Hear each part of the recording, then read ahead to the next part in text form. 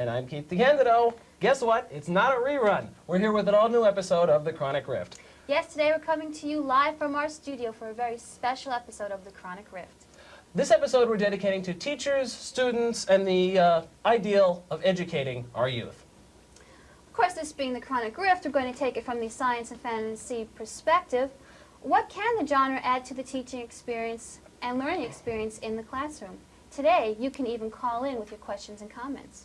That's later on. We're also going to take calls just with general comments about the show. Dave Great, who has been both student and teacher, and is presently working as a student teacher, appropriately enough. On the other side of Judy, we've got Paula Araya, who is the Rift's makeup artist and also a longtime student, also wearer of our t-shirt. And all the way on my right is Bruce Colville, who has been a teacher in the past and is also now an author with such books as My Teacher is an Alien and The Monster's Ring to his credit. I've been out of the classroom about 7 years now, and there's a problem that's growing. There's a foot in the country right now, which is that there's a fundamentalist reaction against any kind of fantasy or science fiction.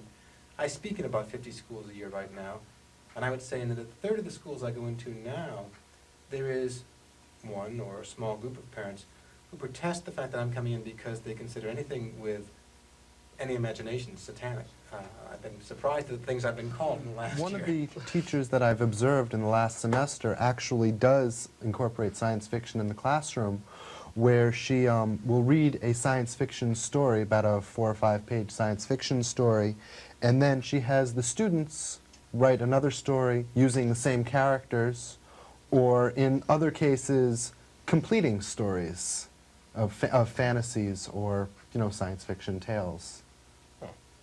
And matter of fact, in one case, which is semi-fantasy, which is The Lady or the Tiger, where it takes place in ye olden days, and the teacher reads the story, and the story ends. Which door does the man open? And she wants the students to react exactly how he, what would happen the second that door opened. That's very interesting. When I did my student teaching last year, my cooperating teacher, although she was a very lovely lady, said, well, science fiction and fantasy, that's kid stuff. They do that down in the junior high. This is 10th grade you're teaching now. Teach them real literature. And I was like, wait. I said, why isn't it real literature, I asked her. She goes, oh, because it's about cars flying. And I said, so you see the visuals and you don't see what's behind it. So there's lots of, for example, what comes into my mind is Philip K. Dick's novel, Why Do Androids Dream of Electric Sheep, which has been turned into the movie Blade Runner. Mm-hmm. People read Orwell, they don't read him in a classroom. And I find, especially with all the environmental issues that are hot these days, he's very environmental. It always rains because they've destroyed the environment. There are serious human questions that go on in that book, serious questions about religion, there's symbols, everything. But because it's set in the future, because there are a few cars that float, because it's not part of the canon, it's kid stuff. I find that kids read a lot. I teach 6th, 7th, and 8th grade English, and they like to read. But then when the teacher starts putting books down on them that they don't like, a lot of teachers don't care what the kids like to read, and they don't pick up on what they like. And once they get to the 9th grade, they don't trust the teacher anymore to like it. And it's like, if you want kids to read, why not tune into what they want or what they like to get them in that club? That can be a problem. I mean, I remember freshman year of high school, our teacher, you were in that class, our teacher had us... I wasn't in your freshman No, that's class. right. The teacher wanted us to do a paper on a book that we wanted to do it on. And I was the only one in the class who picked a science fiction book, and a lot of people thought I was like, what are you, crazy?